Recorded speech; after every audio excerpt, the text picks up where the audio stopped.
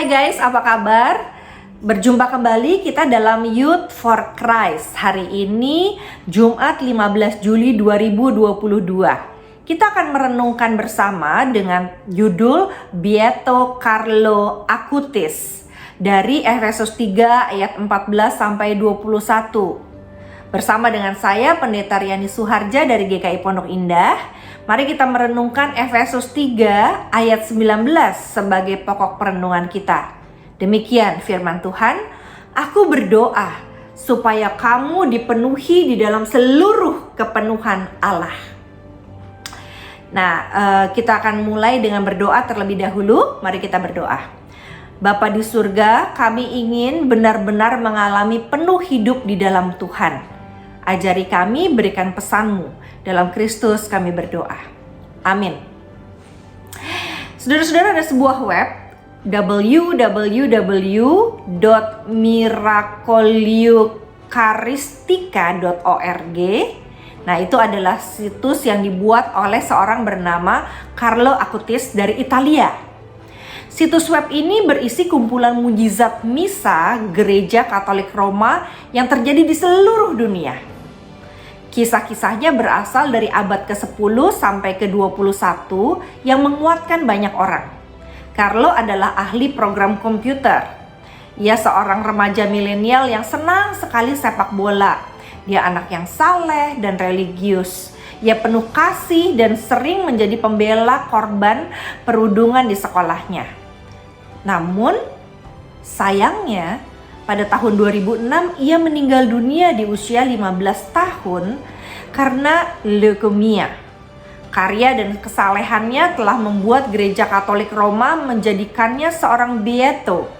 Beato dari bahasa Latin beatus, artinya yang terberkati. Ini sebutan kehormatan bagi orang yang hidup dan telah bekerja keras dalam imannya. Beato adalah setahap langkah menuju gelar Santo di Gereja Katolik Roma. Wow. Carlo adalah beato pelindung internet.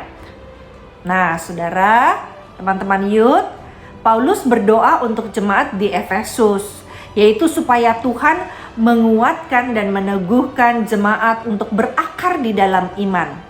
Juga supaya jemaat dapat mengenal kasih Tuhan bersama dengan orang-orang kudus, hidup penuh di dalam Tuhan. Siapa orang kudus itu? Setiap orang yang hidup dalam iman kepada Yesus disebut orang kudus karena dia melakukan pekerjaan atau mencoba untuk mengerjakan hal-hal yang sesuai dengan kehendak Tuhan, dikhususkan untuk Tuhan. Orang-orang yang dikuduskan itu hidup di dalam kasih Tuhan. Nah, youth, kita ini kan adalah bagian dari orang-orang kudus yang beriman kepada Tuhan. Kita ada dalam persekutuan dengan orang kudus di sepanjang zaman dan tempat, sebagaimana dinyatakan dalam pengakuan iman rasuli kita. Nah, kita nggak perlu nih menunggu sampai kita mendapat julukan orang kudus untuk hidup kudus. Kita dapat hidup kudus dengan cara menyebarkan kasih Tuhan di dalam dunia ini.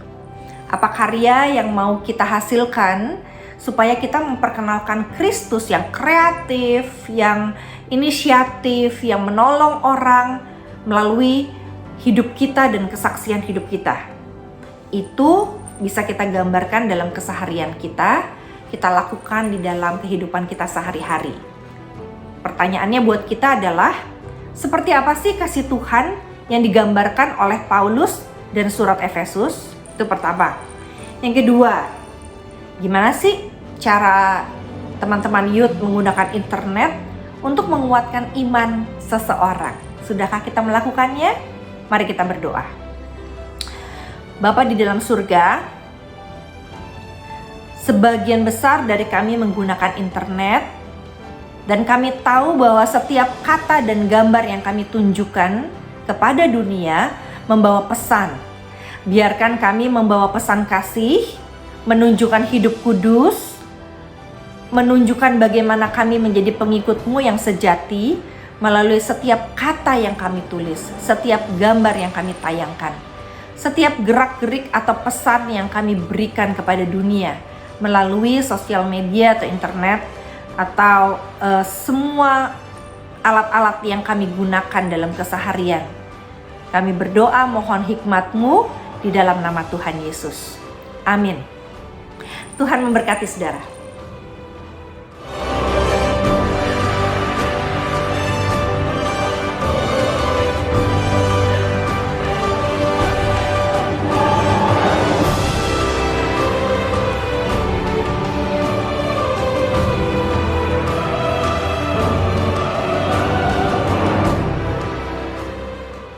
Sahabat, mari dukung pelayanan dan pekabaran Injil melalui YKB dengan membagikan link acara ini kepada sebanyak mungkin orang.